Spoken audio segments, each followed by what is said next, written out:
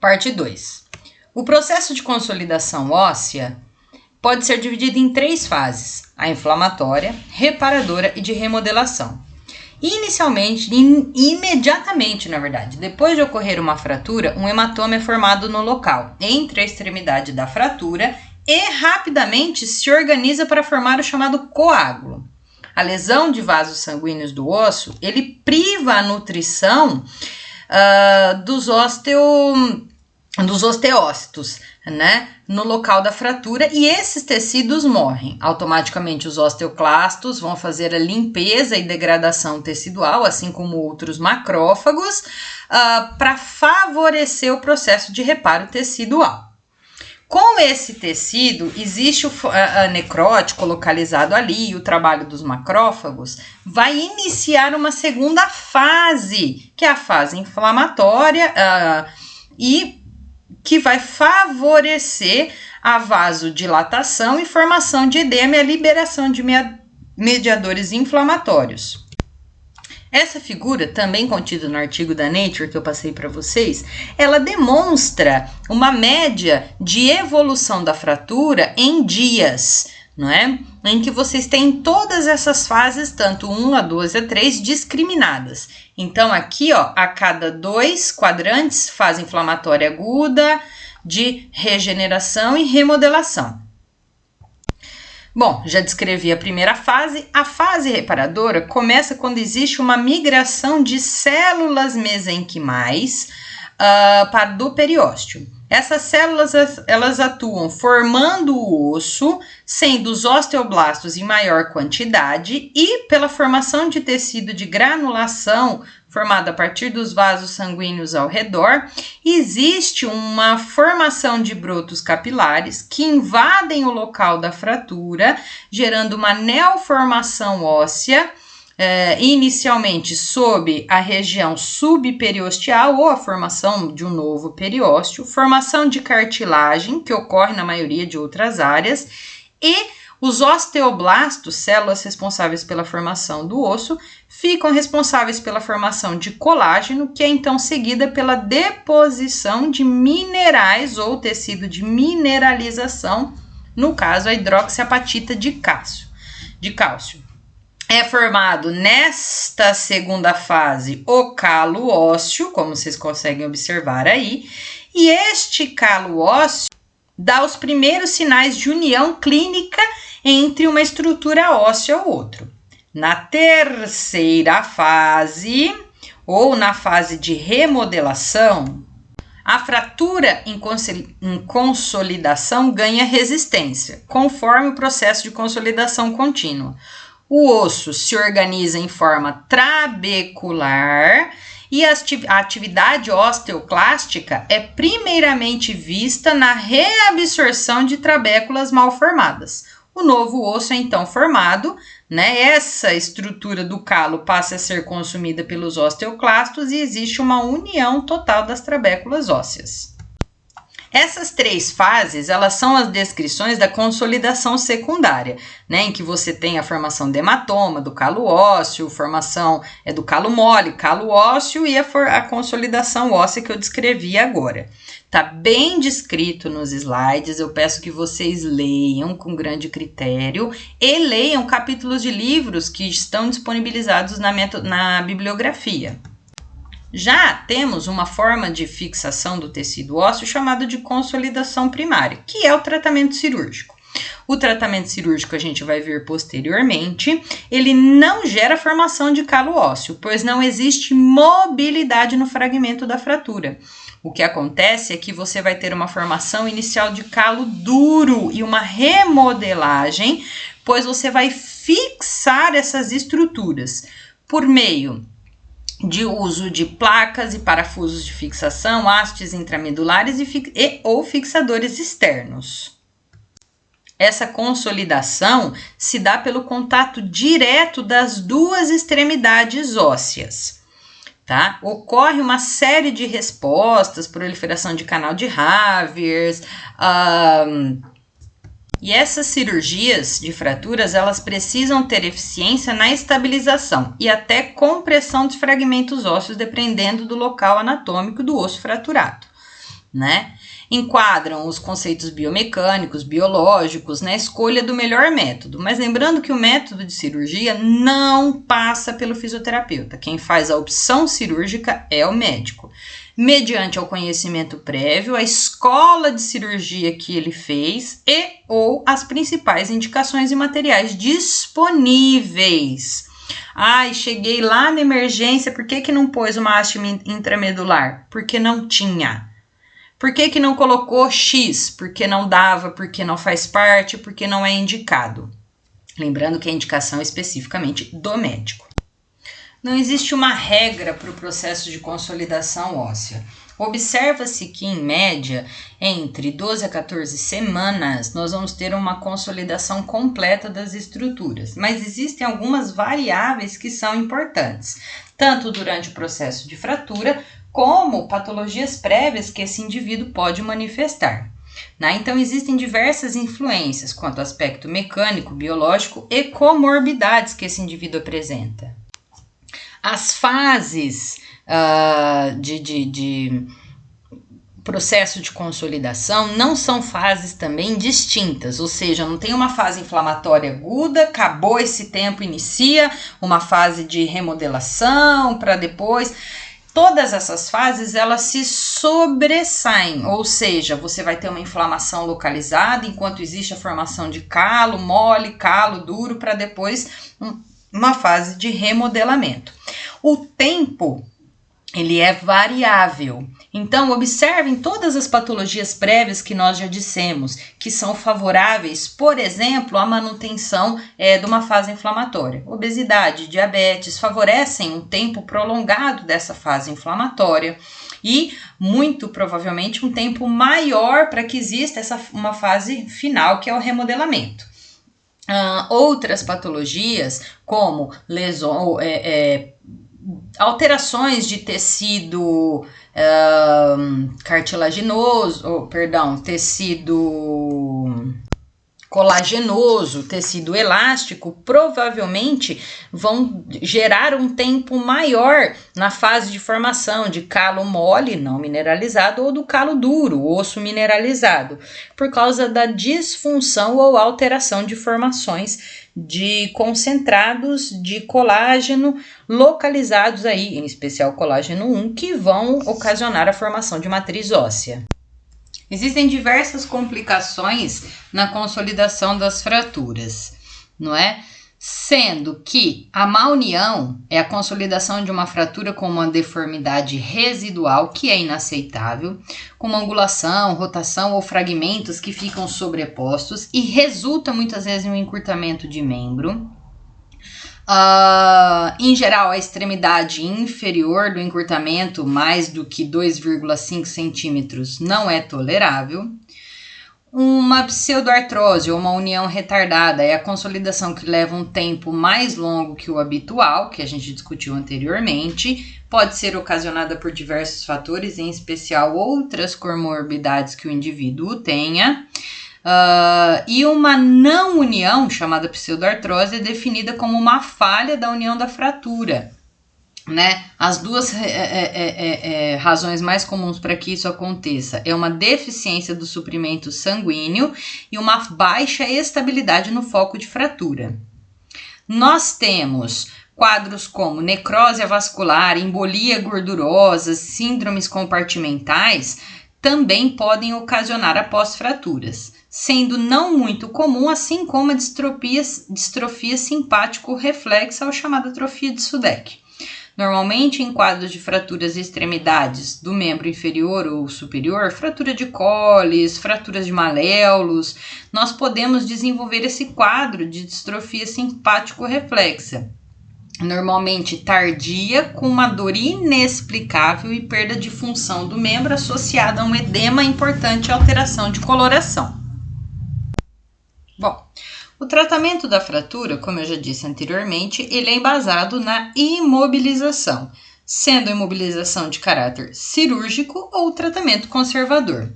A imobilização ele é um ato técnico executado para controlar ou para que não existam movimentos no membro ou em qualquer região, né? Para o alívio, alívio do quadro doloroso e impedir que existam lesões secundárias após a fratura. O objetivo principal é aproximar as duas extremidades ósseas fraturadas para favorecer o processo de reparo tecidual. Podem ser utilizadas a imobilização para prevenir o agravamento de lesões de tecidos moles ou de uma fratura fechada não evoluir para uma fratura aberta, uma fratura exposta, para favorecer outros tratamentos prévios e principalmente para que o tempo de consolidação seja o menor possível. Existem diversas formas de trabalhar. O tratamento cirúrgico com placas, pinos, hastes e o tratamento conservador com o uso, como vocês podem ver aqui, de tala gessada ou órteses, como o Robofoot e a órtese de Sarmiento. O tratamento cirúrgico, ele segue um padrão bem específico. Placas, pinos, parafusos, hastes, fios de Kirchner. O objetivo primário é aproximar as estruturas fraturadas, dando congruência a essas e impedindo que elas se desloquem. Em fraturas, em tratamento médico cirúrgico, você não vai ter a presença do calo mole. O que vai acontecer aqui é uma presença de calo duro, rígido, pela proximidade direta entre as estruturas. Também no tratamento médico, utilizam-se as fontes de fixação externa, sendo o fixador externo linear, semicircular e o fixador externo circular, conhecido como Ilizarov. Cada opção de tipo de fixação é variável pelo tipo de fratura ocorrida. Fraturas de epífises proximais, por exemplo, aqui como na epífise proximal de fêmur ou de planalto tibial, existe uma grande indicação para a utilização, por exemplo, de fixadores externos, o circular ou o semicircular. Lembrando que eu preciso estabilizar tridimensionalmente essa estrutura óssea e por estar muito próximo a um tecido articular, observa-se a necessidade, por exemplo, de uma estrutura que sustente tridimensionalmente essa área fraturada. Em regiões de diáfise, de fêmur ou de outros tecidos ósseos, aqui as figuras classificam ou caracterizam como fêmur, tá?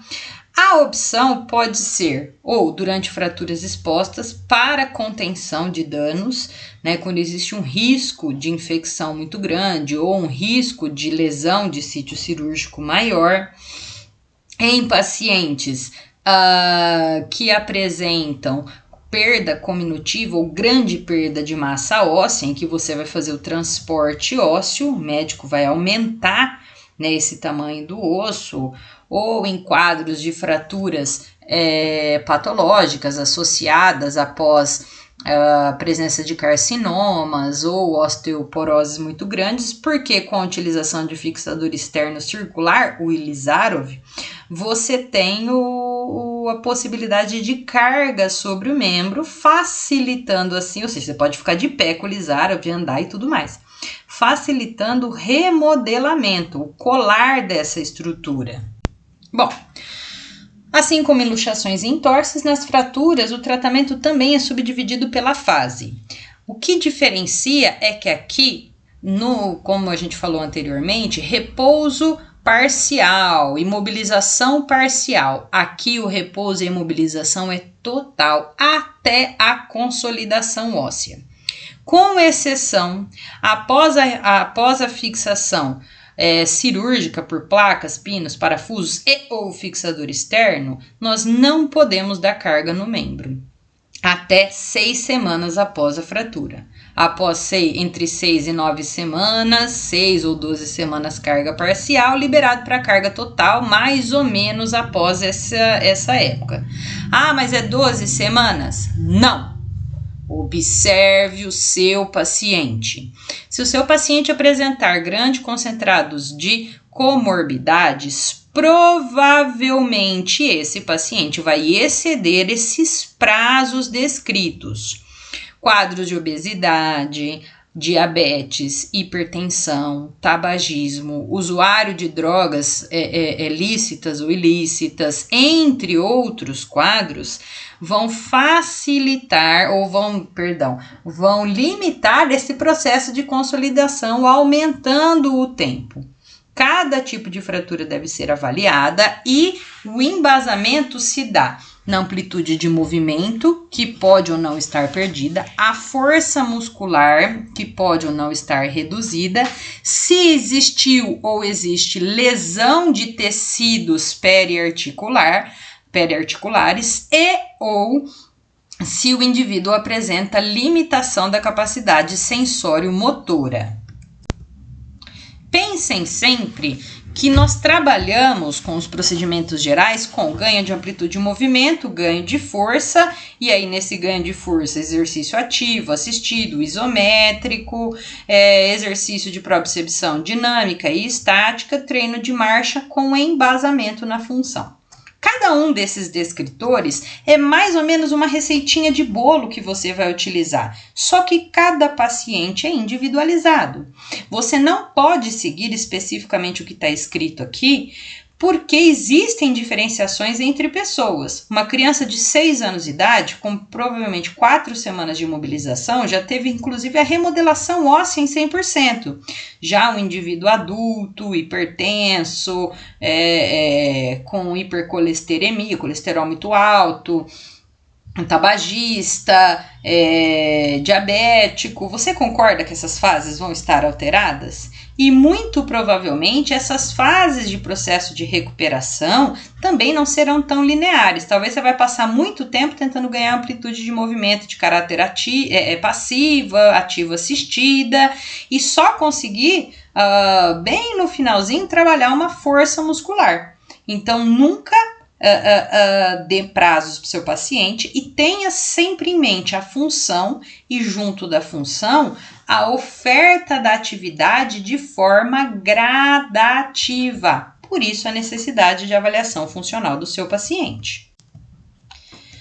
Gostaria de lembrar a todos que a eletrotermofototerapia ela deve ser utilizada normalmente nos estágios mais agudos, quando você tem quadro de dor ou limitação funcional associada, né? Mobilizações articulares, terapia manual, Kaltenborn, Maitland, Mulligan, osteopatia, quiropraxia, são formas que você pode utilizar muito tempo depois do processo de recuperação, né? Principalmente se o indivíduo apresentar algum quadro ou alguma alteração que você não consiga intervir. É um diabético, faz uso de alguma medicação controlada ou não faz.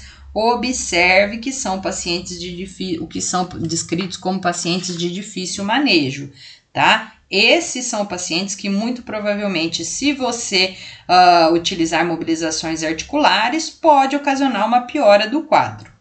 E o uso de órtese pode ser indicado, muletas, andadores, tornozeleiras, joelheiras com talas rígidas, né? A manutenção do uso de uma tipóia ou de uma tala de ombro podem ser indicativos quando você observa uma dificuldade da remodelação ou da evolução do quadro físico do seu paciente. Mesmo esse slide estando descrito na aula de entorses e de luxações, eu queria chamar a atenção para vocês como o quadro de síndrome compartimental. Nós sabemos que, em decorrência das fáscias, todas as nossas estruturas, elas são subdivididas em compartimentos. Toda a fáscia neuromuscular, ela divide as estruturas corporais em compartimentos anteriores, médios, posteriores, internos e externos. Quando nós temos quadros de luxações muito grandes, quando nós temos quadros de fraturas, a hemorragia ou o processo inflamatório, que vai gerar um edema significativo, pode ficar contido e específico dentro de uma estrutura compartimental. Isso vai gerar um aumento da pressão elevada dentro de um espaço facial, ou seja, dentro de um compartimento de tecido muscular, reduzindo a perfusão abaixo de um nível necessário, né, por uma pressão exagerada e que muitas vezes não vai ser vista, você não vai observar alteração de coloração, de pressão, não é? Esses quadros geram uma isquemia, um quadro de miopatia e podem ocasionar deficiências oxigenativas mais distais e lesão de tecido neural. Os principais formas de se observar dentro de uma síndrome compartimental são as classificações dos 5 P's. Pain, que é dor em inglês, paresia, perda de capacidade de mobilidade, palidez, alteração de coloração, paralisia de caráter mais distal e uma falta de pulsação, ou seja, de fluxo arterial e venoso localizado nesse membro. Aqui vocês estão observando, né, uma abertura chamada de fasciotomia, que é o tratamento de escolha médico para que a gente possa, o médico possa diminuir a pressão dentro do compartimento, não é? E assim favorecer a oxigenação e a nutrição do tecido. Aqui em cima vocês conseguem observar, né, a palidez e a alteração de coloração, como o próximo aqui, ó, está bem mais esbranquiçado e a presença de um hematoma local. E assim entramos nas descrições dos chamados grupos especiais, em que a gente vai começar a observar as alterações da coluna vertebral, cervical, torácica e lombar.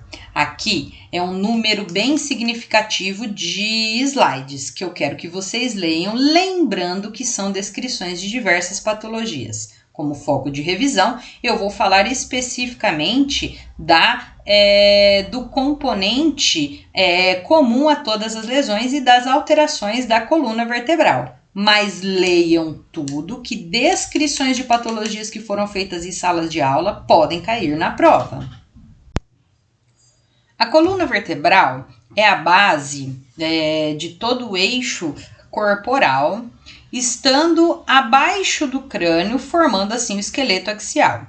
De forma muito simples, ela é uma haste firme e flexível, constituída de diversas vértebras, no caso 7 cervicais, 12 torácicas, 5 lombares e o osso sacral, que articulam-se entre si, conectada por fortes ligamentos e suportada de forma dinâmica por uma poderosa massa muscular que fica ao redor dela, né?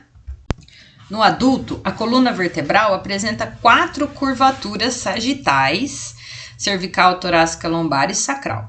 As curvaturas torácicas e sacrais são convexas posteriormente, chamadas de cifoses, que são curvaturas primárias, porque apresentam a mesma direção da coluna vertebral do feto, sendo as curvaturas cervicais e lombares côncavas posteriormente, que são formadas após o nascimento, decorrente da mobilidade ativa que o indivíduo faz, tanto para controle da cervical, quando o indivíduo começa a sentar sem apoio, tentar ficar de pé, não é? Existem diversas patologias que manifestam na coluna vertebral, estando associadas aos traumatismos, fraturas, luxações e até algumas lesões ligamentares, patologias degenerativas, como o desgaste ou degradação da cartilagem articular, quadros mecânicos posturais, postura viciosa, obesidade, o aumento das lordoses e das cifoses, quadros tumorais, metabólicos e até de caráter psicogênico. A dor é a principal manifestação que você observa durante patologias vertebrais, sendo a lombalgia uma das principais patologias descritas. Lombalgia é dor lombar, cervicalgia é dor cervical, sendo esse um diagnóstico de exclusão, quando você não tem uma descrição de quadro específico patológico para essa alteração. A dor pode ser pontual, localizada, em que literalmente o indivíduo aponta com o dedo, ou um quadro de dor irradiada, podendo ser irradiada para a região anterior do tronco ou irradiada sobre um trajeto neural, gerando assim os quadros, por exemplo, de cérvico-braquialgia ou de lombociatalgia. Aqui a descrição, por exemplo, de um quadro de cérvico-braquialgia, da manifestação, como vocês observam aqui na seta vermelha, uma irradiação para o quadro doloroso que pode ou não estar seguindo um metâmero sensitivo dermático dos dermátomos. Apesar das figuras aqui demonstrarem a cérvico-braquialgia, mais à frente a gente vai falar um pouquinho da lombociatalgia. A descrição de lombalgia é um quadro de dor localizado na região lombar. Existe uma descrição de rigidez local, mas hoje observa-se que a rigidez não precisa estar associada.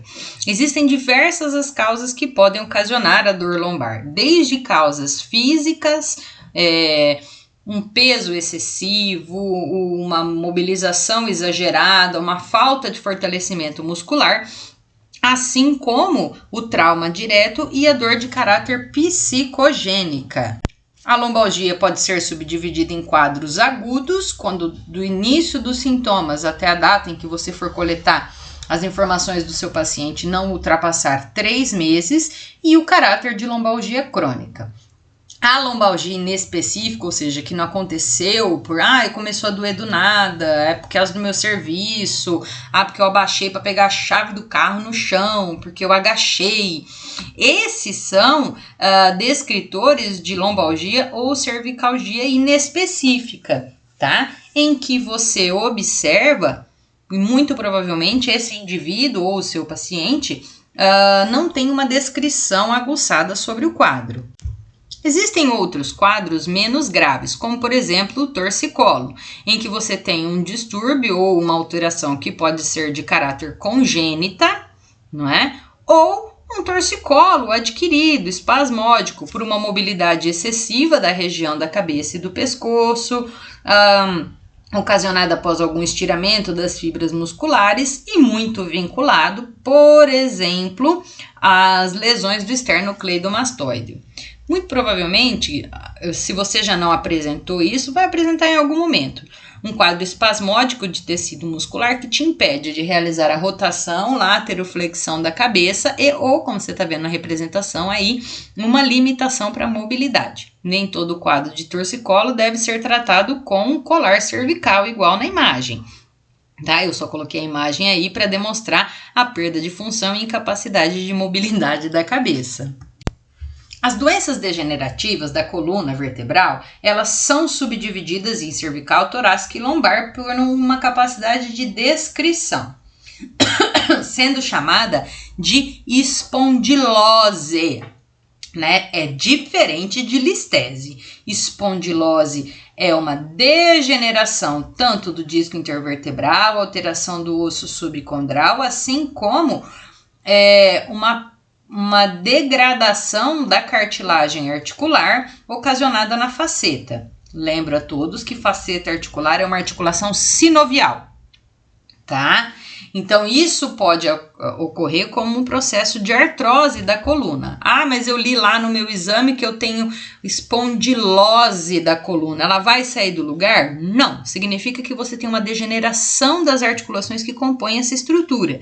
E não uma listese, que é o escorregamento vertebral. Na figura aqui ao lado, vocês conseguem observar com maior criteriosidade essa diminuição degenerativa. A espondilose ela está muito associada à discopatia degenerativa, ou seja, a degradação do tecido do disco intervertebral e, como vocês podem observar, formação osteofitária. Observa aqui, ó o osteófito saindo para fora, ó a formação de osteófito e a diminuição do espaço que deveria ter entre um disco vertebral e outro, sendo que essas duas vértebras iniciaram um processo de fusão.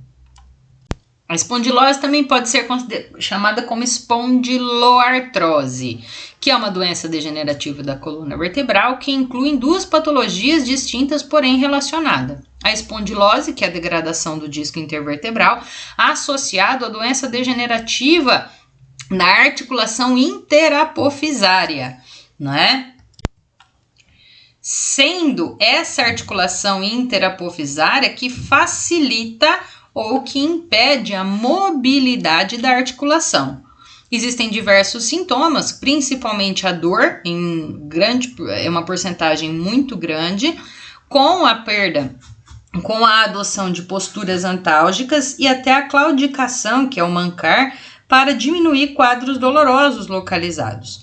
Alguns quadros, como perda de sensibilidade, dor radicular, são uma concentração baixa, mas a dor local ela é muito significativa e é lógico, né? Com a marcha, conforme você vai caminhando, isso pode gerar um quadro doloroso muito maior e aí faz com que o indivíduo manque ou tenha uma claudicação importante.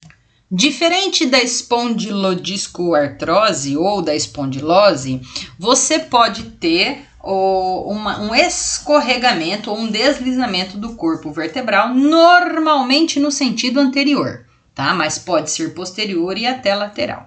Este escorregamento é chamado de listese. É muito raro que ocorram espondilolisteses em graduações muito grandes, mas em alguns casos, quando apresenta-se associado a alteração ligamentar, déficit de força muscular na região paravertebral, pode haver este escorregamento e, muito provavelmente, compressão de tecido neural. Esse deslizamento, esse escorregamento, ele pode ocorrer devido à presença de instabilidade segmentar, normalmente após lesões de discos intervertebrais com ruptura completa. Então, herniações de discos intervertebrais graves, com extravasamento do núcleo pulposo e muito associado a traumas, tá? Quedas ou fraturas também podem estar associados a isso.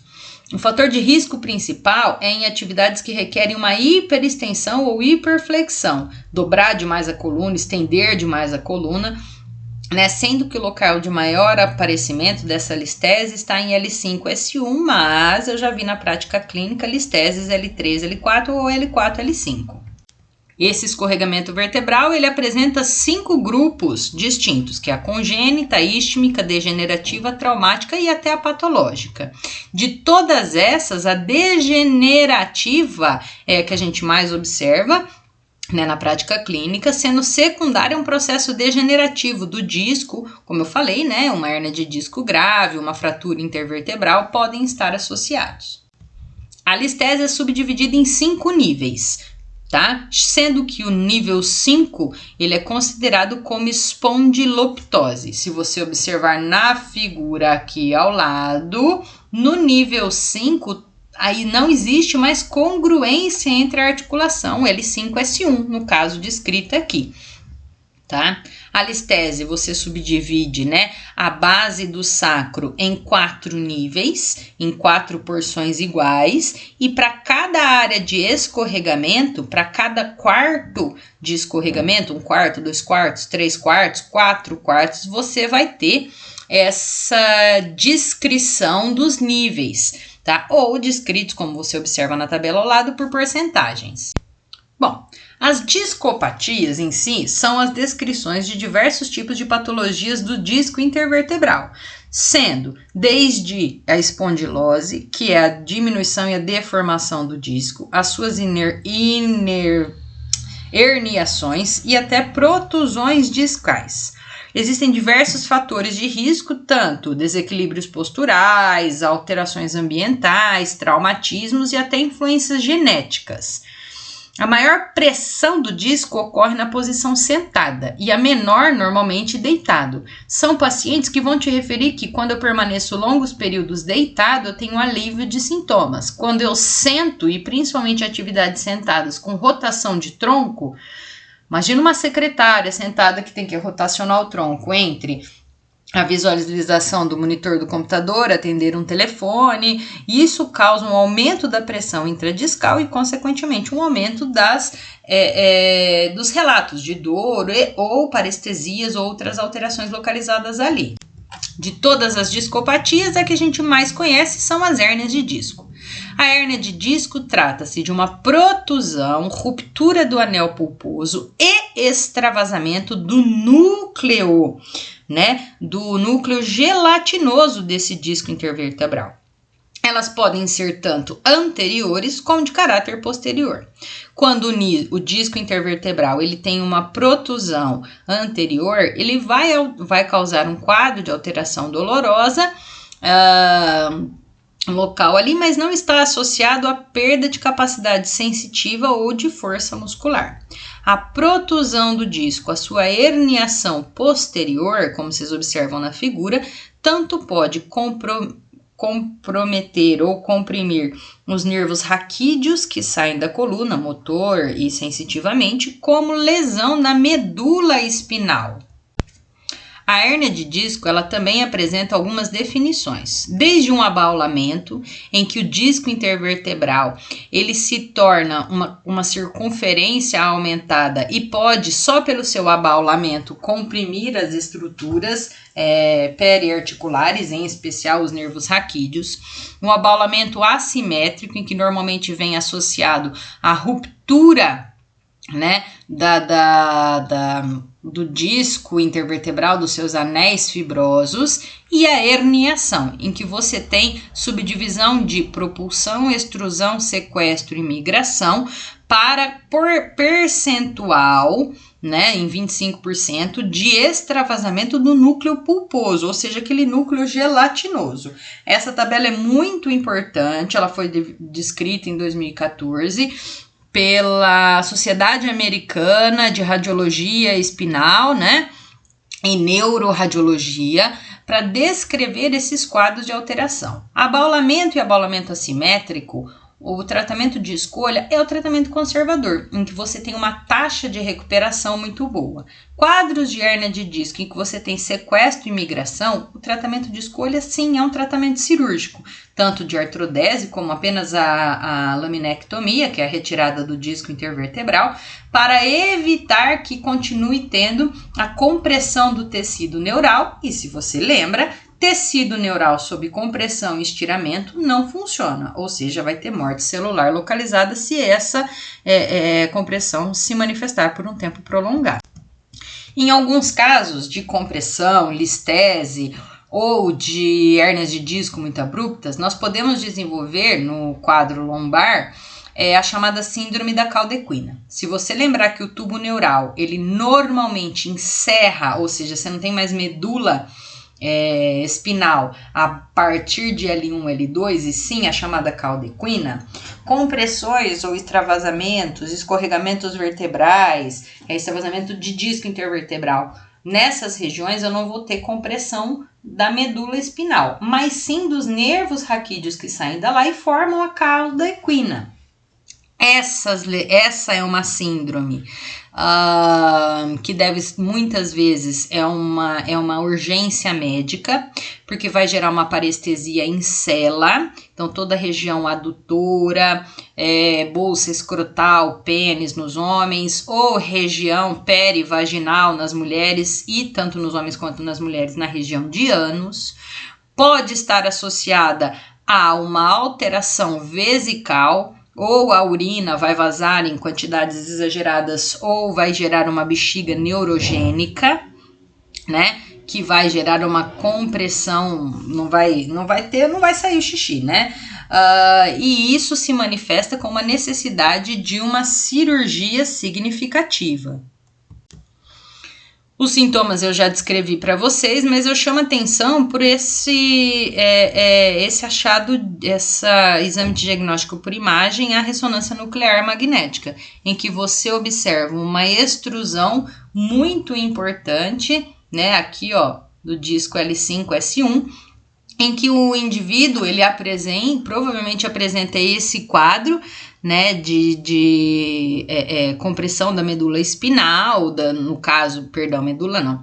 das fibras da cauda equina, em que gera anestesia em célula, disfunção esfecteriana e, obviamente, sexual e fraqueza de membros inferiores, bem como uma dor importantíssima. A questão da disfunção sexual fica muito mal explicada. O que acontece é que é uma dor muito importante, você não tem sensibilidade dos seus órgãos, vagina, pênis, bolsa escrotal, e essa dor ela é tão significativa que muitas vezes o desejo sexual, a ereção peniana ou a ereção da região do canal vaginal fica inexistente, tá? Mas nem toda hérnia de disco evolui para uma síndrome de cauda equina. O que acontece é que algumas herniações ou lesão do disco intervertebral podem causar formação de nódulo de Schmorr, que é uma herniação da substância do disco intervertebral através da placa cartilaginosa do disco intervertebral dentro do corpo da vértebra. Ele causa uma herniação para dentro do osso e não externamente.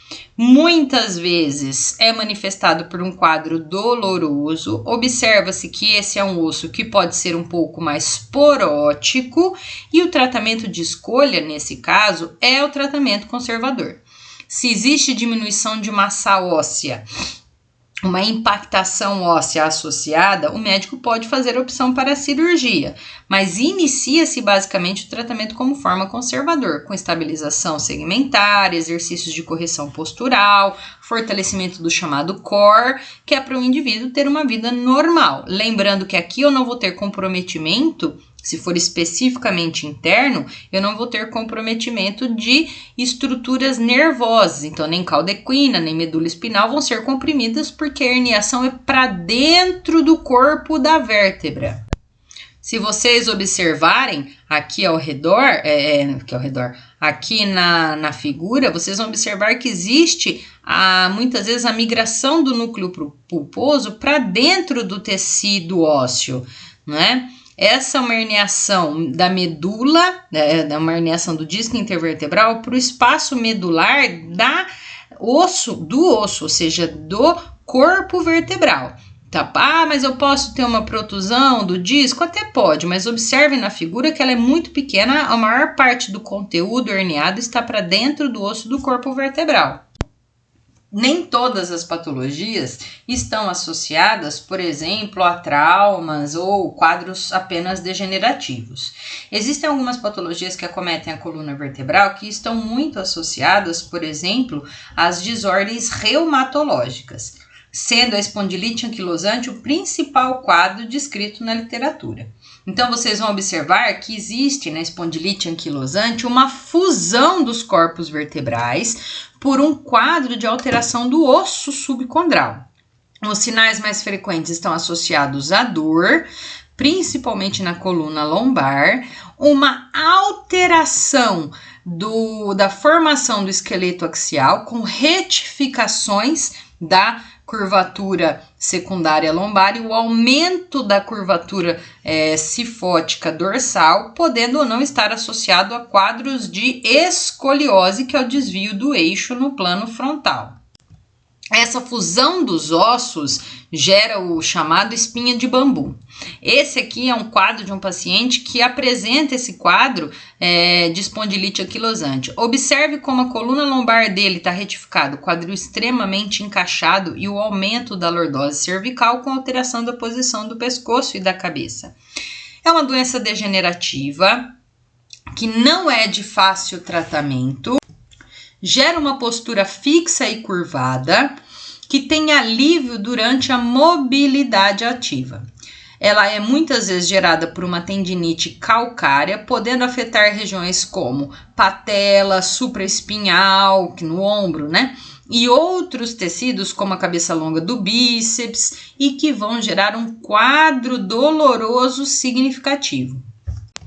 Além das alterações ocasionadas pelas doenças autoimunes, no caso reumatológicas, nós podemos ter não só de caráter reumatológico, mas de caráter posicional, as escolioses. Lembrando que a escoliose é um desvio da coluna que pode ou não estar associado à rotação vertebral. Se não associado à rotação vertebral, observa-se um quadro de escoliose posicional. Se associado a essa rotação, nós temos o que se chama de quadro de escoliose idiopática, sendo classificado em quadros como escoliose em C ou em S, sendo a escoliose em S escolioses com curvas compensatórias. E os diversos tipos de escolioses estão associadas tanto a adquirir posturas inadequadas nas atividades de vida diária, atividades profissionais, lazer e esporte, bem como ocasionadas por alterações congênitas, doenças neuromusculares, quadros de paralisias ou paresias, né? Muito comum adquirir esse quadro de escoliose, por exemplo, em quadros de tetraparesia ou paraparesia, hemiparesias ocasionadas após quadros de AVCs ou lesões, traumatismos crânioencefálicos, associados às deficiências degenerativas, como eu já dei o exemplo da espondilite anquilosante, e os quadros idiopáticos, em que a criança já nasce com essa patologia sem um quadro pré-determinado. A escoliose ela é classificada pelo ângulo de Cobb, tá? Igual vocês estão vendo aí na figura, em que você vai pegar a vértebra que inicia o seu processo rotacional, a primeira e a última, você vai traçar linhas retas sobre o corpo vertebral e observar a angulação de abertura. O método de Cobb, ele usa essas linhas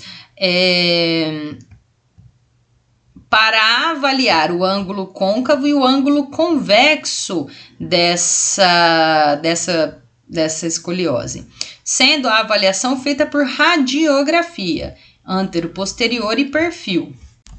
Aqui a descrição da avaliação do ângulo de Cobb, tá? Por um raio-x, muitas vezes pede-se um raio-x panorâmico, aqui vocês estão observando um raio-x tóraco-lombar, mas pode-se pedir um raio-x panorâmico, cervical, torácico e lombar, e aí você faz a medida do ângulo de Cobb, essa medida descrita aqui ao lado. E outras alterações da postura vertebral, muito associadas como hipercifose e hiperlordose. Lembrando que cifose e lordose são curvaturas primárias e secundárias normais, todo mundo tem que ter. A retificação da coluna vertebral também não é benéfica. Porém, o aumento dessa curvatura, que são quadros chamados patológicos. O aumento da curvatura cifótica e lordótica está muito associado a ganho e aumento de peso, protusão abdominal exagerada, falta de fortalecimento, encurtamento de cadeias musculares, no caso da cifose, de cadeia muscular anterior de tronco, no caso da lordose, associado a encurtamento de cadeia muscular posterior, como, por exemplo, os paravertebrais, glúteos e isquios tibiais, né? E, de forma geral, existem alterações compensadoras que trabalham, como por exemplo uma hipercifose dorsal gera uma hiperlordose cervical, uma rotação anterior da cabeça para que você mantenha o olhar no nível médio, entre outras adaptações, como por exemplo a alteração da posição dos olhos dos ossos dos isquios em quadros, né? Uma antiversão pélvica, se existe uma hiperlordose lombar, uma retificação pélvica, se existe uma retificação da coluna lombar e por aí vai. Essas são as principais alterações posturais que a gente tem, ok? Sendo em maior quantidade as hiperlordoses, principalmente do componente lombar, ocasionadas pelo aumento ou diminuição da protusão abdominal e deficiência de fortalecimento do chamado core, né? E as hipercifoses ocasionadas por tempo prolongado sentado, falta de atividade física e encurtamento de cadeia muscular anterior. Eu finalizo aqui a parte da coluna vertebral, passando agora para as patologias pediátricas ortopédicas. Bom, queria chamar a atenção para vocês, dentro dos grupos de patologias de público especial, nós temos as alterações ortopédicas pediátricas, ou seja, o público pediátrico. Diferente de tudo que nós já conhecemos, tudo que se fala em crianças não segue o mesmo padrão referente aos indivíduos adultos, ok? A ortopedia pediátrica, ela é a mais ampla de todas as subespecialidades ortopédicas, que abrange toda a variabilidade de doenças, tipos e traumas que acometem as crianças e adolescentes até os seus 18 anos. A criança, ela está em um constante desenvolvimento e mudanças físicas, né? Com aquisição de funções, melhora de estruturas teciduais, ocasionados pelo fator de crescimento, ou seja, o hormônio GH, que está em grande concentração nesse público. Observa-se que, para os indivíduos, para as crianças, o ambiente e as tarefas e atividades recomendadas influenciam diretamente nas alterações musculoesqueléticas, seguindo um padrão e um ciclo constante de intervenção na tarefa ou atividade. Alteração do ambiente pode gerar alterações de componente músculo-esquelético por estarem em processo de formação.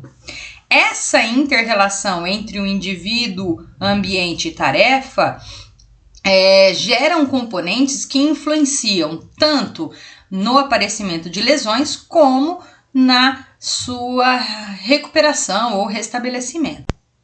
Observa-se que a formação musculoesquelética vem desde o sistema embrionário. Quaisquer alterações desse padrão podem alterar funcionalmente as estruturas físicas e corpóreas, ósseas, articulares, musculares, tendinosas e até ligamentares, bem como doenças e patologias do tecido colagenoso. O desenvolvimento motor, ele é dividido em 4 fases importantes, sendo a fase motora reflexiva, a presença daqueles reflexos involuntários ou aqueles reflexos que a criança vai ter durante o seu desenvolvimento. Uma fase motora rudimentar, com fase oral, fase tátil, em que ele começa a experimentar capacidades sensitivas e motoras. A chamada fase motora fundamental, em que existe um aprimoramento do movimento, normalmente sentando sem apoio, consegue levantar sozinho, né? Apreensão de objetos, a utilização dos membros como ferramenta de apreensão, de trazer objetos à boca, acertar a boca, e a fase motora especializada, que se dá por volta de 7 a 10 anos de idade. Existem diversas alterações que podem ocorrer na fase embrionária ou congênita do indivíduo. Como eu citei anteriormente, as patologias e alterações, por exemplo, do tecido colagenoso, e que vai desencadear ou desenvolver alterações na formação tecidual, bem como por posicionamento inadequado intrauterino, que podem gerar as displasias, que é luxação congênita de quadril, pé torto congênito e até o torcicolo muscular congênito. Algumas lesões musculoesqueléticas podem vir durante o parto, como por exemplo a lesão de plexo braquial. Algumas alterações posturais que vimos anteriormente, como a escoliose idiopática, que pode se manifestar durante o desenvolvimento da infância e durante a adolescência. Falamos bastante da fratura nessa revisão, mas observem que na criança nós vamos precisar observar mais as fases de remodelação óssea, pois o tecido ósseo está em constante crescimento ou remodelação, sendo as alterações intersticiais com crescimento linear, ou seja, um crescimento exponencial maior. Observe aqui nessa figura que vocês têm a formação cartilaginosa, que vai começar o desenvolvimento do tecido ósseo desde o processo embrionário, com a manutenção das epífises de crescimento localizadas ali, que são áreas de formação de tecido ósseo, áreas cartilaginosas de formação de tecido ósseo, em que vão ocorrer um crescimento do periósteo associado a essa estrutura ou essa espessura da metáfise de crescimento constante até o seu fechamento, a sua oclusão. Aqui mostra melhor a placa epifisária de crescimento, né? Essa placa demonstra um crescimento intersticial associado ao hormônio GH. Ela apresenta algumas zonas, como de ossificação hipertrófica e proliferativa, como vocês estão vendo aqui na figura ao lado, sendo cada uma dessas zonas responsável pelo processo de crescimento. Alterações ou disfunções nessa placa epifisária vai fazer com que vocês tenham um fechamento e uma diminuição da capacidade de crescimento desse osso. E aí, quando vocês observam em eletrotermofototerapia, em que alguns recursos não são recomendados, é porque vai gerar alteração dessas zonas da placa epifisária, fazendo com que isso aqui se feche e incapacitando o indivíduo a crescimento do tecido ósseo. A formação musculoesquelética nas crianças, ela é avaliada tanto por uma curva que demonstra a presença do crescimento em altura, tendo a mulher o seu pico de crescimento associado à maturação óssea, e o homem um estirão de crescimento após o amadurecimento esquelético, e pelo peso. Essas curvas são curvas que, se alguém aqui tiver filho, observar na sua cadernetinha, né, de puericultura, vai observar que essas curvas de crescimento de altura e peso, tanto para homens quanto para meninos e meninas, elas seguem uma curvatura em que você tem, né, a idade cronológica e o peso pré-determinado para cada fase de desenvolvimento. Mas a avaliação da maturação musculoesquelética não se dá especificamente pela avaliação do fechamento das epífises de crescimento, ou da placa epifisária.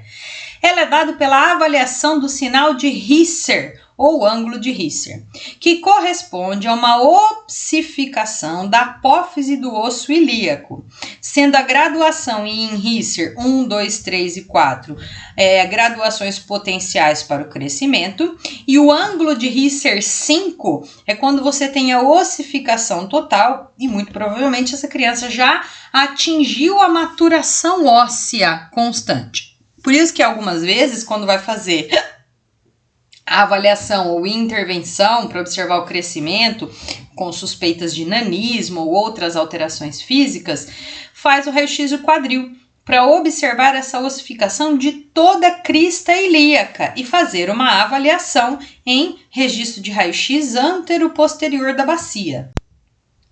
As mulheres, esse sinal de Risser 5 se dá em torno dos 13, 16 anos de idade, e os homens após os 15 até os seus 19 anos de idade. Na mulher, a menarca, ou seja, a primeira menstruação, ela marca um ponto importante do desenvolvimento, que é quando a menina tem a maturação hormonal completa. Normalmente, todo o hormônio de crescimento tem uma tendência a diminuir, porque já existem os chamados hormônios gonadotróficos, que são aqueles que preparam a mulher para uma possível gravidez. E aí inicia-se, né, o ciclo menstrual, mensal, associado ao desenvolvimento musculoesquelético completo, ou muitas vezes, quando existe a menarca, vamos pôr aí um período de mais 6, 7 meses, essa maturação óssea estará total. Por isso que quando o indivíduo é muito pequeno, um dos tratamentos é o tratamento hormonal, para evitar que a menina menstrue tão cedo, não marcando assim esse desenvolvimento ou essa incapacidade que essa menina vai ter para menstruação, para maturação óssea total. Aqui, como nas patologias de coluna vertebral, eu não vou citar todas, lembrando que você tem uma quantidade grande de slides para ler, para favorecer o seu aprendizado posterior. Eu vou falar das principais, mas leiam todas. A criança faz parte de um grupo especial de alterações ortopédicas e que não responde às mesmas alterações que o indivíduo adulto. Bom, A escoliose idiopática, como já dissemos anteriormente, é a principal alteração da coluna vertebral manifestada em indivíduos adolescentes ou crianças. A forma mais frequente é idiopática juvenil, que corresponde a 80% dos casos, sendo que antes do fechamento do ângulo de Risser, ou seja, que nós discutimos anteriormente, essa escoliose pode ser facilmente tratada ou minimizada a sua angulação com terapias conservadoras, reeducação postural global, pilates e até outras formas de restabelecer essas alterações posturais. Aqui vocês observam uma escoliose em S, ou seja, uma escoliose lombar com curvatura compensatória tóraco-cervical, um ângulo de Cobb aumentado, e aí vocês estão vendo na fotinha do lado, né, vértebras pintadas de azul e amarelo, que são vértebras que apresentam um componente rotacional significativo. Normalmente não tem uma causa pré-determinada e estão associadas a doenças congênitas. Podem aparecer na formação do embrião ou paralisias decorrentes de paralisias associadas aos PCs, doenças neuromusculares, fraquezas e até a falha de sustentação do peso corporal. Existem diversas curvaturas, sendo a curvatura em S para os quadros idiopáticos a que mais se manifesta, porque conversamos na aula de coluna vertebral que a curvatura em C é a que mais se manifesta em indivíduos adultos, por uma compensação na mobilidade, atividades diárias, lazer, esporte e profissão. Aqui você observa que nós temos curvaturas que iniciam, por exemplo, na torácica e compensam com a mobilidade cervical e lombar, curvaturas duplas, tanto com iniciação, olha aí a alteração da altura da pelve, curvatura torácica significativa e curvatura especificamente da região lombar. O tratamento ele é variável de acordo com o ângulo encontrado. Lembra? Calculou o ângulo de Cobb. Quando um ângulo for até 25 graus, você vai monitorando e utilizando exercícios de reabilitação postural para trabalhar e manter essa coluna sem alterações. Lembrando que a criança ainda está em formação e a reabilitação postural global ou a reabilitação postural com outras técnicas pode manter a coluna e o próprio desenvolvimento, reduzir ou minimizar para angulações inferiores a 20 graus, 10 graus. De 30 a 45 graus, com potencial crescimento de Risser, né, ou Risser 5, indica-se a utilização de órtices. Então, temos o colete de Milwaukee, que é esse coletão aqui, mais antigo, que de todos é o que apresenta melhor quadro, e ou outros coletes, como o colete tóraco-lombar, né, para estabilizar. Lembrando que a utilização desses coletes é de 23 horas por dia até a maturação esquelética. Então, vai ficar com ele para comer, para dormir, para ir para a escola, para assistir televisão, só podendo ser retirado para higienização do colete para tomar banho, tá? A órtese, ela não corrige a deformidade, ela só serve para impedir que essa escoliose progrida.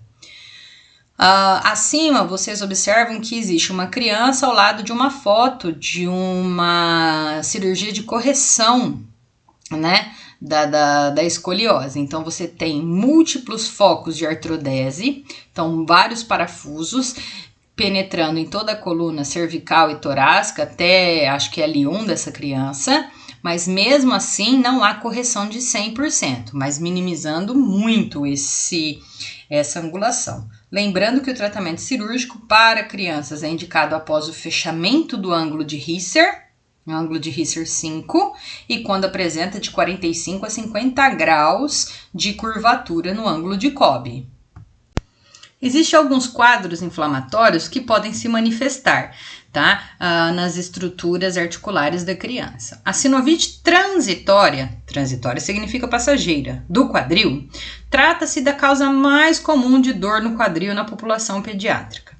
Ele tem um curso limitado, não se sabe o porquê do seu desenvolvimento e pode estar associado a algum processo infeccioso ou alérgico ou até traumas. Atinge as crianças entre 3 e 12 anos de idade e apresentam-se com uma mobilidade articular limitada, principalmente para abdução, rotação interna, tá? Em que as crianças tendem a manter o quadril discretamente em flexão e rotação externa. Quer avaliar isso? Faz o teste do Faduri. Lembra? E não lembra, pesquisa lá. Que você consegue observar que se existe ou não esse quadro associado ao relato de dor, né? Ou de choro que a criança vai apresentar. Esse é um diagnóstico basicamente de exclusão, tá? Existem alguns quadros de pioartrites, doença de Legg-Calvé-Perthes, a epifisiólise, que é a luxação congênita de quadril, que devem ser avaliados de forma mais criteriosa. Então, você vai observar se existe essa luxação, se existe uma necrose vascular da cabeça do fêmur, observado por exames de diagnóstico por imagem, raio-x, ultrassonografia e até a ressonância nuclear magnética. Os exames laboratoriais normalmente vão estar normalizados, com exceção de quadros de fratura. O tratamento vai ser feito em quadros de sinovite transitória do quadril com analgésicos e anti-inflamatórios não hormonais que são prescritos pelo médico e normalmente os sintomas desaparecem com 7 a 10 dias, tá? A criança vai ficar mais amuada, vai evitar correr e pular, vai pedir mais colo, principalmente porque a posição que a pessoa, crianças mais velhas, segura a criança no colo é com abdução e rotação externa, perninha abertinha para você encaixar aqui no osso da mãe ou da pessoa que vai sustentar essa criança no colo. Mas lembre-se que é um diagnóstico de exclusão. Essas outras patologias, como fisiólise e Legg-Calvé-Perthes, a gente vai ver mais à frente. Bom, joelho valgo e vário são disfunções e alterações do posicionamento postural das estruturas. As variações de angulações de membro inferior estão associadas à criança, podendo vir do nascimento ou por alterações hormonais, não é?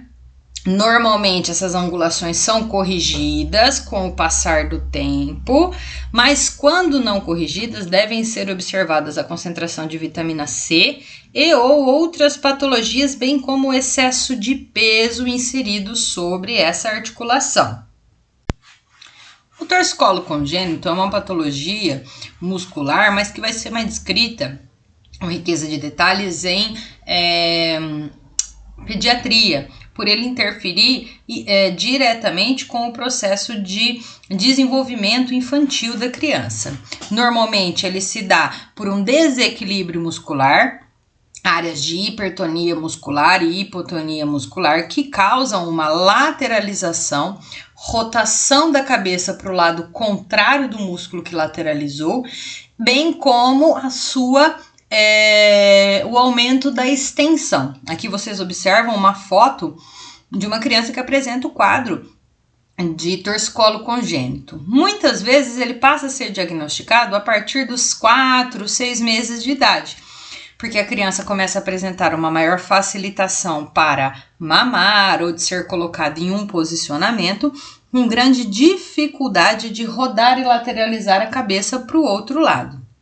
Quando não tratado, pode apresentar alterações de desenvolvimento sensório-motor e ocasionar a presença de curvaturas da coluna vertebral de caráter compensatório, como as escolioses descendentes cérvicos torácicas. Aqui o diagnóstico é clínico, observando-se as limitações dos movimentos do pescoço da criança, quando ele é colocado em diversas posturas, prono, supino, decúbito lateral, tentando chamar a atenção dessa criança se ela já adquiriu o controle cervical, para ver se ele olha para um lado ou outro, podendo apresentar, o indivíduo, a criança, ter frente ao músculo esternocleidomastoide, presença de pontos gatilhos miofaciais, tá? Não é 100% dos casos essa presença de pontos gatilho, mas muitas crianças apresentam. E aí, se vocês observarem, pela lateralização, rotação e hiperextensão da cabeça, pode, porque a criança vai sempre apoiar a cabeça mais de um lado, causar deformações da estrutura craniana. Essa deformidade de estrutura craniana é associada a criança sempre ficar deitada do mesmo ladinho e ou alterações na face durante a formação do desenvolvimento da criança. Assim como no torcicolo congênito, a paralisia braquial obstétrica, ou a PBO, ela também interfere diretamente na capacidade de desenvolvimento motor da criança. Aqui, tanto na retirada da criança pelo canal vaginal, com utilização ou não de fórceps, bem como em atividade durante o parto, né? Como na cesariana, um movimento excessivo de lateralização da cabecinha da criança pode gerar estiramento das fibras do plexo braquial e ou a sua avulsão, tá? Então fica atribuída a tração da cabeça e do pescoço durante a liberação dos ombros na apresentação cefálica ou a tração dos braços quando eles estão estendidos acima da cabeça. Então tá passeando com a criança para um lado para o outro, puxar pelo bracinho, arrastar a criança também pode ocasionar uma lesão neurológica de raízes periféricas. Aqui vocês conseguem observar uma criança que apresenta um quadro de paralisia braquial obstétrica. Observe que nas fotos ela negligencia, desde a foto A à foto B, né? Ó, o membro negligenciado, o membro negligenciado.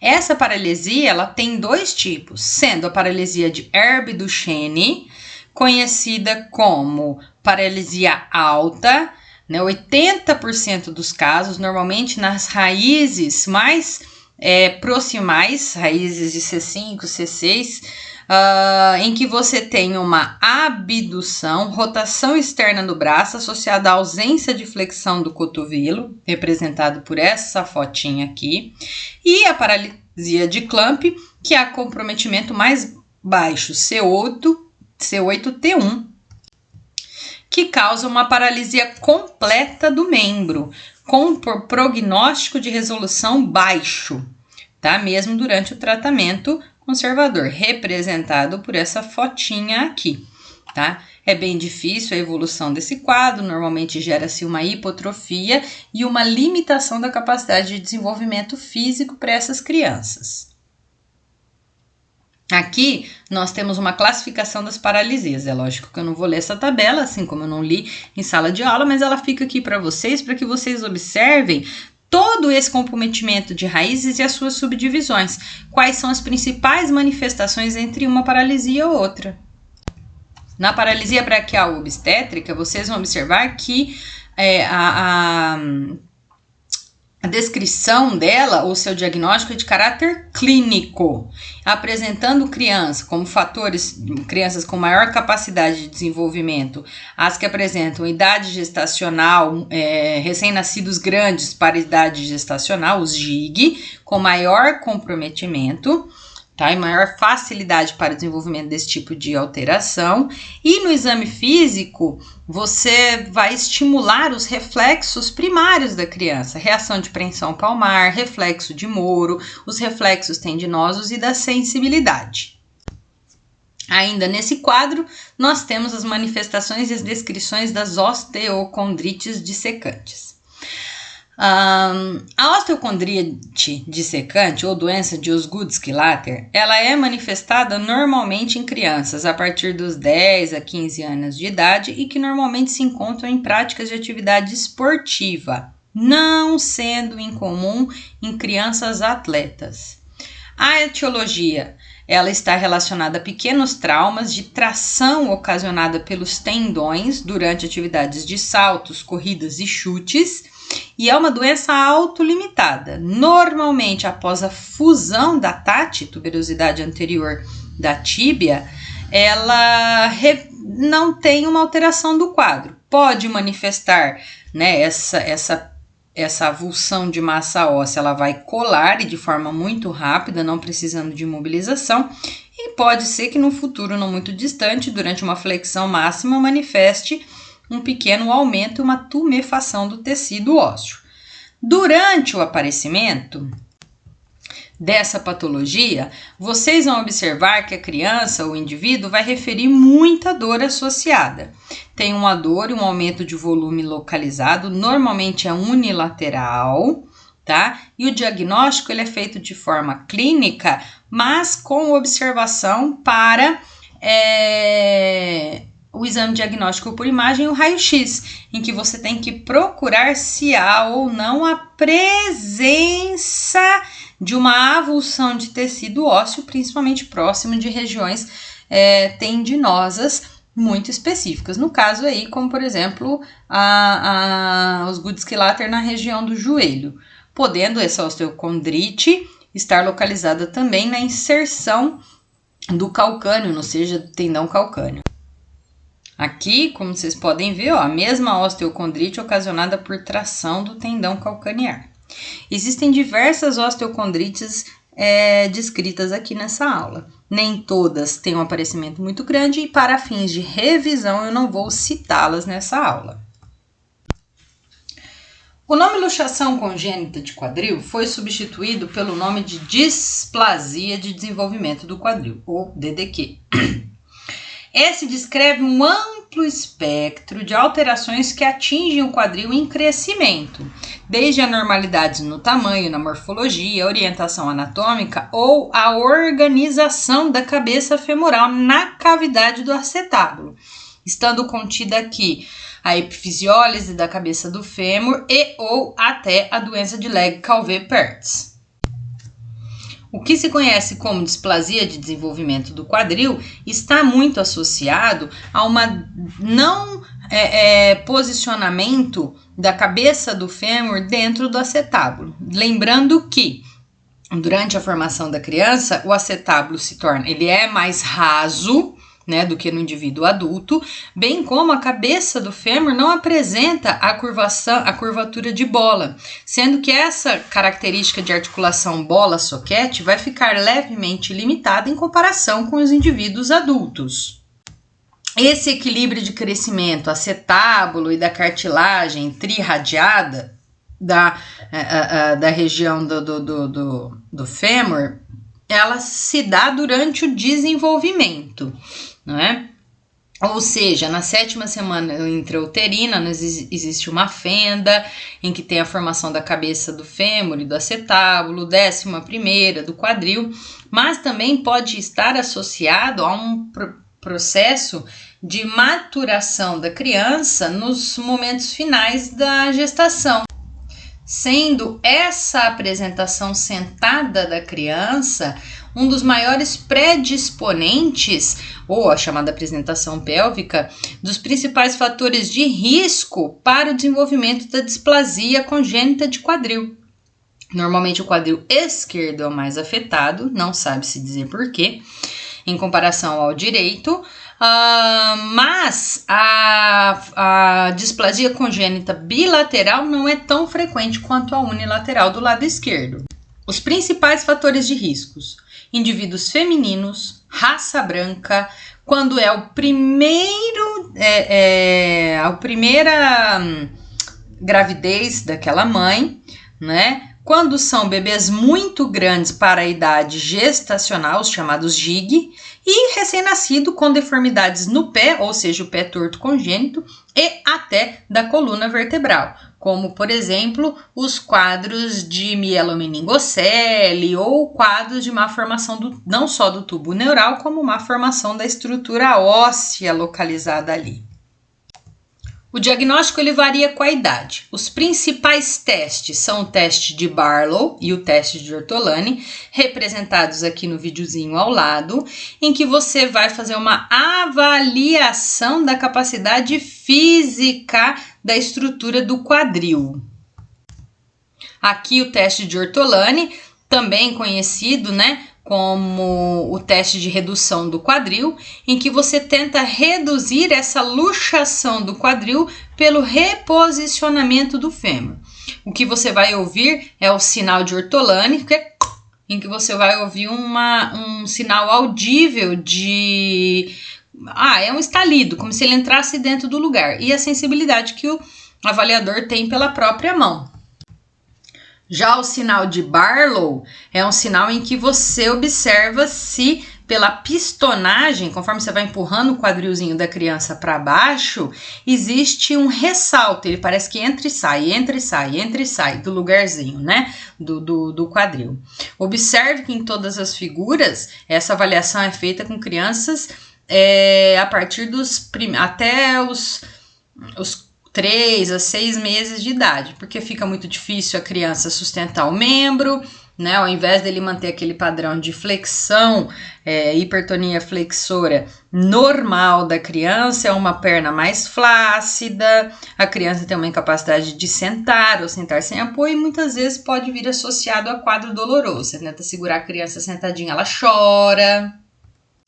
Alguns sinais são muito utilizados, como o sinal de Galeazzi ou sinal de Alice. Coloca-se a criança deitada, os membros fletidos e você vai observar a altura. Você vai olhar de frente para a criança e observar a altura do joelho dela. Se está mais alta ou não, desde que a criança esteja alinhada no divã. E a presença de pregas assimétricas. Ah, mas meu irmão, meu filho tem mais preguinha de um lado que do outro. É importante observar a motricidade, ele mexe as duas perninhas iguais. E aí os outros testes podem tentar ser realizados com muito cuidado. Mas em qualquer, se houver, né, uma suspeita muito grave, é interessante referenciar para o médico para fazer o exame de diagnóstico por imagem. O tratamento ele é feito de caráter conservador, com o uso do suspensório de Pavlik ou o suspensório de Freja, von Rosen, né? Que são órteses que vão manter uma estabilidade do quadril maior, bem como a estimulação da mobilização ativa da criança. Algumas complicações do tratamento podem ser observadas, o uso prolongado do suspensório ou utilização desse suspensório de Pavlik menor do que o tamanho da criança, pode causar uma luxação inferior, quadros de neuropatia do nervo femoral ou alterações da região quadricipital. A título de curiosidade, esse é o suspensório de Pavlik, que vocês estão vendo aqui, né? A criança é mantida na posição de rotação externa e abdução de quadril, que vai facilitar com que essa cabeça do fêmur entre dentro do acetábulo durante o processo de formação, até um ano e pouquinho de idade, né? Quando descoberto e na falta do suspensório, pode ser utilizado talas gessadas, vai engessar a perninha da criança em rotação externa e abdução, tá? Para que ela se mantenha com o uso desse dispositivo por tempo prolongado. Aqui também a utilização do suspensório de Pavlik é de 23 horas por dia, você vai tirar só para dar banho na criança. Observa que a região da genital fica exposta, então dá para trocar a fralda normal. Né? Já a tala gessada é um pouco mais complicado, porém, em casos mais graves é indicado porque não tem a possibilidade da criança realizar a adução, ela vai obrigatoriamente ficar com a abdução total. Se a displasia for descoberta após a idade em que a criança começa a adquirir a marcha, 1 ano e 3 meses, o tratamento é cirúrgico e aí já não mais conservador. Lembrando que o tratamento cirúrgico corre-se um grande risco do fechamento precoce da epífise de crescimento, né, da placa epifisária. E aí pode ocasionar uma alteração na formação do membro dessa criança. Bom, a reabilitação é o uso da mobilidade passiva e ativa, com treinos de atividade de função, subir e descer degrau, treinos de equilíbrio, né? O estímulo para as fases normais, então a criança tem que rolar sozinha, a criança tem que sentar, ficar ajoelhada, semi-ajoelhada, levantar sozinha, para ganho de força da musculatura de quadril, em especial a musculatura posterolateral, glúteo máximo, glúteo médio, abdutores, tudo realizado com incentivo de atividades lúdicas dessa criança.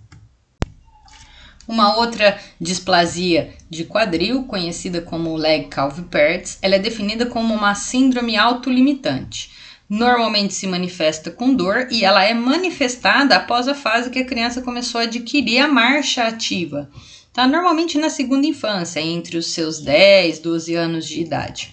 O que acontece é que essa doença ocorre por uma interrupção ou uma dificuldade de suprimento sanguíneo na cabeça do fêmur, que vai gerar uma necrose avascular da cabeça do fêmur ou uma necrose asséptica, podendo estender para a placa de crescimento que causa fusão e encurtamento do membro.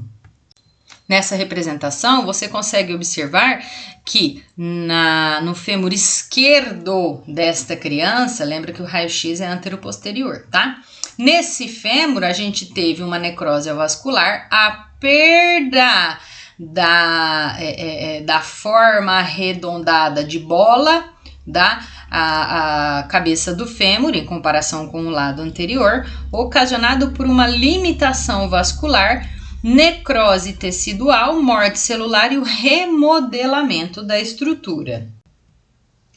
Não tem uma causa conhecida. Existem diversos fatores, desde processos inflamatórios traumáticos, fratura por estresse, alteração vasculares, a luxação congênita de quadril, né, ou a displasia congênita de quadril, alterações lipídicas, como o fator autoimune, podem ocasionar essa presença da lesão e a diminuição ou a incapacidade de formação normal da cabeça do fêmur. O principal quadro clínico é dor, que muitas vezes não está manifestado na região do quadril, e sim na região medial da coxa e se estendendo até o joelho. Mas os movimentos da articulação do quadril passam a ser muito restritos e o quadro de dor piora durante a mobilidade com carga dessa estrutura. A avaliação é feita por diagnóstico de imagem, obviamente, e pelo diagnóstico clínico, sempre embasado na função. Tá? A descrição da avaliação fisioterapêutica é validada pela definição ou pela limitação da função da articulação. Tá? Quanto menor a função articular, menor a capacidade de congruência dessas estruturas.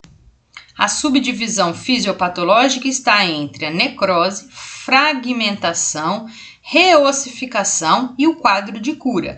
Porém, observem que nesses quadros de isquemia, osteonecrose e a cura, que é a reparação tecidual, nós vamos ter uma alteração na formação articular. Consequentemente, essa articulação não vai ter a mesma amplitude de movimento. E, se não a curto prazo, a longo e médio prazo, uma perda de função importante para a criança. O tratamento tem como objetivo manter ou melhorar a amplitude de movimento do quadril da criança, manter a coaptação entre a cabeça do fêmur residual e o acetábulo, prevenindo a maior degeneração precoce, a melhora da força muscular de todo o membro inferior, glúteo máximo, glúteo médio, quadril, isquios tibiais, tá? E com o objetivo da criança ser a mais ativa fisicamente possível. Ah, mas a criança não pode fazer atividade com impacto?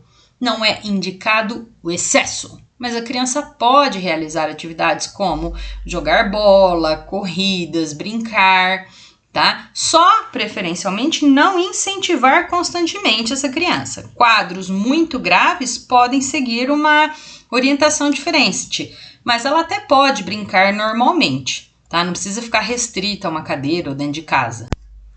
Uma das principais complicações da doença de Legg-Calvé-Pertz é o escorregamento epifisário proximal ou epifisiólise, que é o escorregamento da cabeça do fêmur. Assim como na coluna, essa terminação fisiólise aqui, né, ela caracteriza como um escorregamento da estrutura, aqui manifestado como o escorregamento da cabeça do fêmur em relação ao corpo desse osso.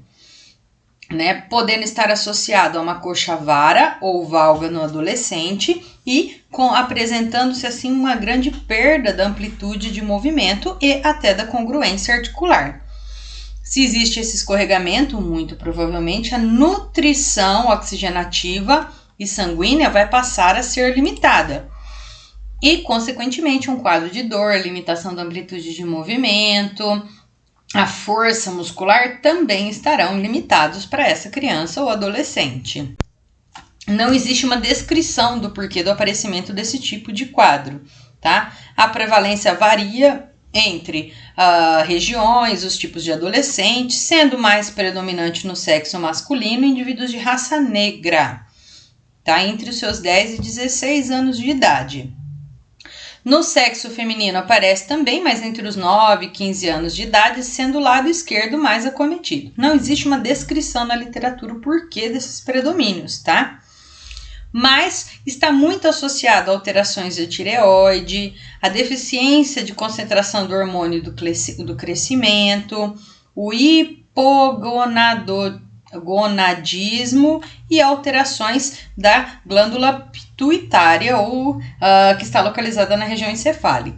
Aqui, um exame de ressonância nuclear magnética demonstra, o quão grave é esse escorregamento. Observe que a cabeça do fêmur está tão fora do eixo do tecido ósseo que é muito provável que esse quadril apresente uma incapacidade de mobilidade em múltiplos planos e eixos, E eu disse provavelmente porque, por se tratar de crianças, eu posso inclusive ter um remodelamento da região acetabular, o que vai fazer com que exista um posicionamento diferenciado durante os movimentos de marcha, sentar, levantar que essa criança vai ter. No tratamento da epifisiólise, normalmente evita-se muito os movimentos estimulados de adução. Por quê? A musculatura adutora e extensora de tronco já vão estar normalmente com um quadro de hipertrofia muito grande. O excesso de estímulo vai favorecer um escorregamento maior. Você dá mais ênfase, observe, em atividades para rotadores externos e extensores como o glúteo, tá? Lembrando que essa aqui você está levando a perna, mas quem força é o glúteo. E atividades de função e de vida diária, sentar, levantar, subir, descer degrau, caminhar. Pode-se indicar, por exemplo, a utilização de uma órtese, como é o splint. O splint é uma órtese de material elástico, tipo elástico de roupa, sabe? Em que você vai passar No caso, esse tipo de órtese pode ser indicada para uso contínuo. Observe que ela vai por baixo da roupa, não impede vestimenta alguma, mas mantém um certo nível de rotação externa de quadril, inibindo assim toda a musculatura adutora e flexora de joelho, isquiotibiais. O pé torto congênito é uma das patologias também de maior aparecimento. Assim como a epifisiólise de quadril, aqui nós temos uma alteração de formação do pé ou da estrutura talocalcânea, tá?